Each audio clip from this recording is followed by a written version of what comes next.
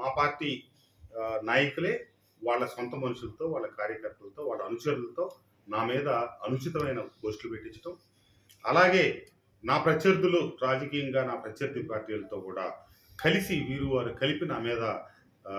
నిరంతరం నిరాధారమైనటువంటి ఆరోపణలు చేయటం, వీటన్నిటినీ నేను ఇబ్బందికరమైన పరిస్థితుల్లోనే పోటీ చేయకూడదు అని నిర్ణయం తీసుకున్నాను. ఏమైతే ఈరోజు జగన్మోహన్ రెడ్డి గారు సమన్వయకర్తగా నియమించినటువంటి సర్నాల తిరుపతిరావుని మీరే కాదు, నేను సోషల్ ఇంజనీరింగ్ చేశాను. ఈ నియోజకవర్గంలో అన్ని సామాజిక వర్గాల బీసీలకి సమప్రాధాన్యత ఇవ్వాలి అని చెప్పి యాదవులకి జడ్పీటీసీ కేటాయిస్తా, ఆ తమ్ముడు మైలవరం గ్రామంలో 2016లో జరిగినటువంటి పంచాయతీ ఎన్నికలో వార్డు మెంబర్గా ఓడిపోతే నేను మళ్ళీ జడ్పీటీసీగా పెట్టి జడ్పీటీసీ గెలిపించుకోవటం, అట్లాగే గౌడ సామాజిక వర్గానికి ఇబ్రహీంపట్నం నుంచి కొండపల్లి నుంచి జీకొండూరు నుంచి ఎంపీపీగా అవకాశం కల్పించడం, కొండపల్లి మున్సిపాలిటీలో ఒడ్డెర సామాజిక వర్గానికి సంబంధించిన వ్యక్తిని మున్సిపల్ చైర్మన్ చేయాలని చెప్పి నేను చాలా ప్రయత్నం చేయటం, అక్కడ జోగి రమేష్ గారి సోదరుడికి మున్సిపల్ చైర్మన్ ఇవ్వాలి అని చెప్పి ఆయన డిమాండ్ చేస్తూ దానికి నేను అంగీకరించలేదనే కారణంతో ఇబ్రహీంపట్నం కొండపల్లి మున్సిపాలిటీగా వైఎస్ఆర్ ప్రభుత్వం ఏర్పడిన తర్వాత నా కోరిక మేరకు జగన్మోహన్ రెడ్డి గారు మున్సిపాలిటీ చేస్తే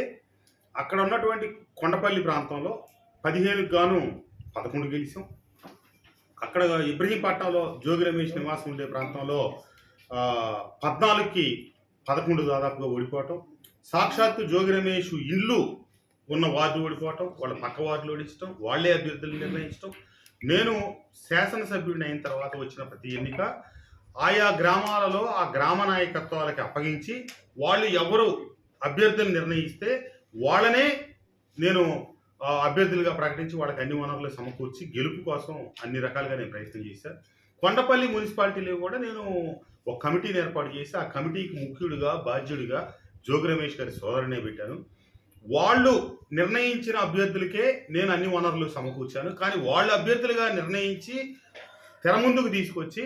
వాళ్లే ఉద్దేశపూర్వకంగా అభ్యర్థులందరినీ ఓడించి పరోక్షంగా కొండపల్లి మున్సిపాలిటీ ఓటమికి కారకులయ్యారు. అదే విషయాన్ని ఇంటెలిజెన్స్ రిపోర్ట్లు కావచ్చు, ఐపాక్ రిపోర్ట్స్ కావచ్చు, ముఖ్యమంత్రి గారి ముందుకి టేబుల్ మీద పెడితే కూడా వారిని పిలిపించి మందలించి వారికి ప్రాధాన్యత తగ్గించకపోగా వారికి వెంటనే మంత్రి పదవి ఇవ్వటం హర్షణీయం, సంతోషం. కానీ పార్టీలో ప్రభుత్వంలో మంత్రి అయిన తర్వాత ఒక నాయకుడికి పక్క నియోజకవర్గాల్లో ఉన్నటువంటి శాసనసభ్యులకి ప్రాధాన్యత ఇచ్చి అక్కడ పార్టీని బలోపేతం చేయడానికి, ప్రజా సమస్యలు పరిష్కరించే దానికోసం, అభివృద్ధిలో సహకరించే దానికోసం మరింత చురుగ్గా పనిచేయాల్సిన వ్యక్తి